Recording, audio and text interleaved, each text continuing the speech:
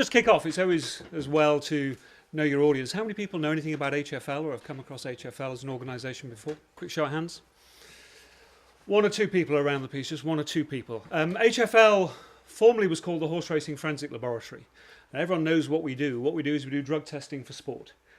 If a horse races anywhere in the United Kingdom, at the end of that race, typically a urine sample, occasionally a blood sample is taken, and it's sent to HFL in Newmarket, where there's a group of about 200 scientists now who work on that sample to find out if there's any evidence of anyone tampering with the horse in one form or another to affect the result.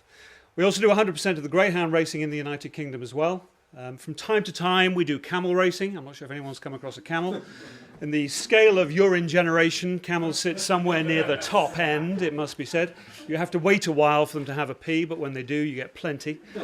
At the bottom end, from time to time, we also do pigeons. Staggeringly, it's an education to me. I joined the organisation as chief exec in 2001, and what I discovered was somewhere in the world every year there's a pigeon race with prize money in excess of $1 million.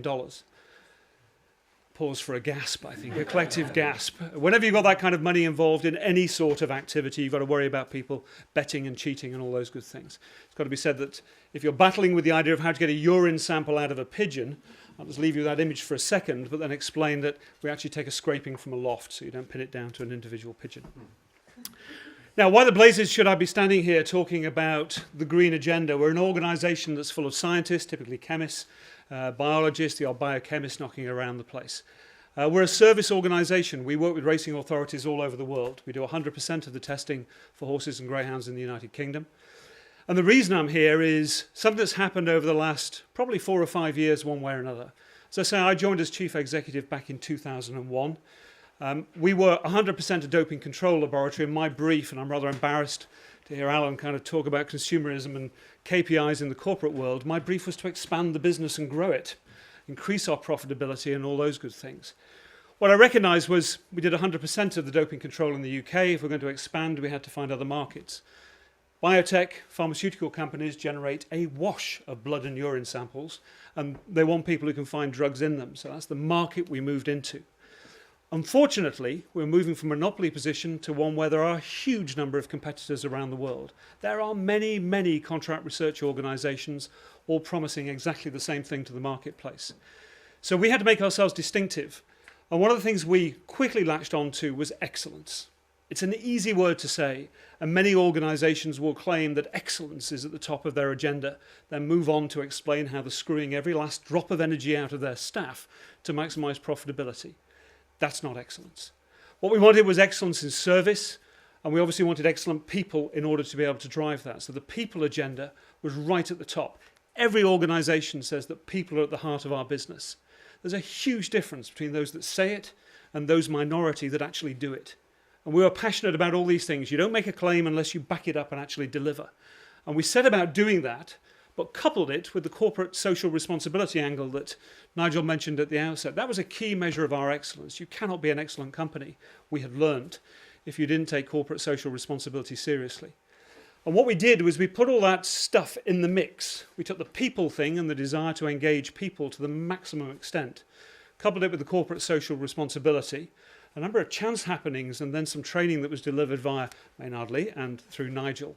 And then Nigel kind of invited me, late one evening, I think, to come and see what was happening down at the foundry when this was leveled. There were some markings laid out on the floor, probably no more than that.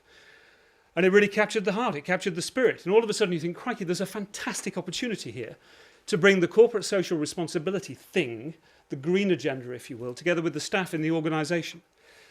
And we hit upon this idea of producing a business-oriented community woodland. We had 55 acres of land.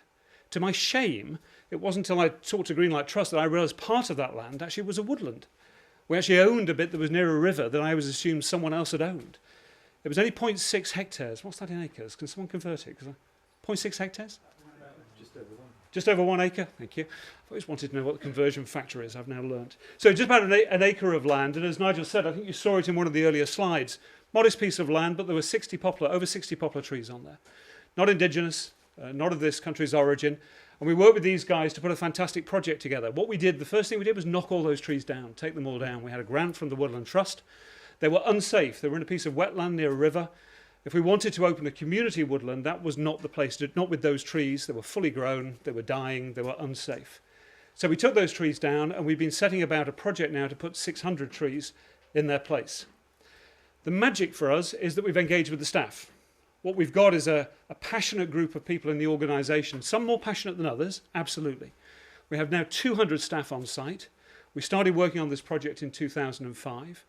We put a link out with the local primary school, so we work with the Seed to Tree programme, and so we have school children coming on site on a regular basis. Only the other week we had, I don't know, 30 or 40, it felt like 400, 7 and 8-year-olds hurtling around the site. And so we bring the community onto the site in quite a controlled fashion for a regulatory organisation such as ours. But we've got staff, hardcore of maybe 20 staff that are passionately involved. Everything is done on a volunteering basis. And we've generated an energy within the organisation which pervades everything we do. We induct people, we recruit people into the way of HFL as an organisation, showing them how we embrace the environment as part of the induction process, part of that recruitment process. We want people who understand and get it, what we're trying to do. We end up with a passionate organisation, an energy about the organisation. Although only 20 people might be involved hardcore in the volunteering activity, 100% of the staff, all 200, know damn well about what we do and why we do it. What's more, we use our customers as well. We don't send Christmas cards at Christmas. What we do is we write to tell our customers we're going to plant a tree in Snail Wood on their behalf. We involve the primary school kids. They come on site twice a year. We've had about 4 planting cycles, I think, over the last number of years. We go out to the primary schools and do assemblies, talk about what we're doing. We involve the local secondary school, Thurston School over near Bury St Edmunds, get involved, and they get involved in the summer and look at biodiversity. We have a number of students who come on site every year, and we're tracking the development of the biodiversity that's being developed by the woodland. It is a unique differentiator in our business. It attracts the best people, it retains the best people. From a business development point of view, there is no customer who leaves our site without knowing about what we're doing with Snail Wood and the prospects that opens up, and given half a chance, we'll drag them over there and walk them around the wood itself. There is no way we could have done it without linking up with the experts, with Rick and Nigel, who held our hand and took us through the entire process of engaging with the primary school from the very first assembly all the way through to leaving us to almost fully fledged fly our own way now, which is where we're at. We generate our own energy with all the longevity associated with that. I'd like to think, from a corporate point of view, it demonstrates a very interesting principle for me. I think much of this green stuff, when you heard about it, talked about, it's like the people thing is pink and fluffy, and the environmental stuff is green and fluffy. For me, absolutely not. What this is about is being very selfish as a corporate. We can generate a unique organisation that attracts and retains the best people. It talked about what Alan was talking about in creating a happy environment. Surprisingly, if you have people who want to come to work and engage with your business, you tend to do it a lot better than any of your competitors. So all of a sudden you grow further, you make more profit. Corporately, the solution is near perfect, but you have to mean it, and that's the key thing. And the interesting thing is a corporate entity taking the lead and demonstrating the principles of green without it being fluffy around the edges as being a key differentiator in the business. And that's what we're all about.